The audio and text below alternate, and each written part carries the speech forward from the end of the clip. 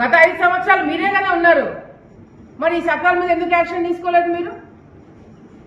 టెంపుల్లో అవినీతి జరుగుతుంది, బయట అవినీతి జరుగుతుంది, కేవలం వైసీపీ నాయకుల వల్లనే ఇదంతా మొదలైంది. మేము ఫుల్ స్టాప్ పెట్టడానికి చూస్తున్నాము, కానీ మీరు ఎక్కడ కూడా సహకరించట్లేదు. మీ సాక్షి వాళ్ళు లేదు. నేను మొన్న కూడా నా గురించి ఆర్టికల్ రాసినప్పుడు ఒకటే చెప్పిన, ఇప్పటికిప్పుడు నేను సిద్ధం. నా మీద నేను చేశాను, మేము వసూలు చేసుకుంటున్నామని మీరు ఒక్కటంటే ఒక్క ఆధారం చూపించండి, నేను రాజీనామా చేసేస్తా. ఒక్కటంటే ఒక్కటి నిరూపించండి, నేను రాజీనామా చేస్తాను.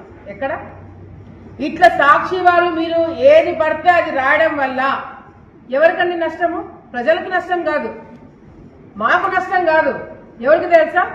మీ యాజమాన్యానికి. మీరు తప్పుడు రాతలు రాస్తే మేము కేసులు వేస్తాం. ఎవరండి రావాల్సింది? కోర్టు చుట్టూ ఎవరన్నా తిరగాల్సింది? మీ సాక్షి వాళ్ళు కాదా? మీ మేడం కాదా?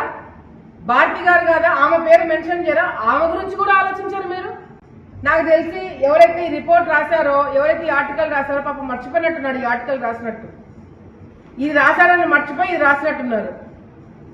లేకపోతే ఏ ఇల్లీగల్ కన్స్ట్రక్షన్స్ చేస్తున్నారని చెప్పి రాసిన వ్యక్తి ఆ ఇల్లీగల్ కన్స్ట్రక్షన్స్ వెనకేసుకుంటూ మళ్ళీ ఒక ఆర్టికల్ ఎట్లా రాస్తున్నాడు?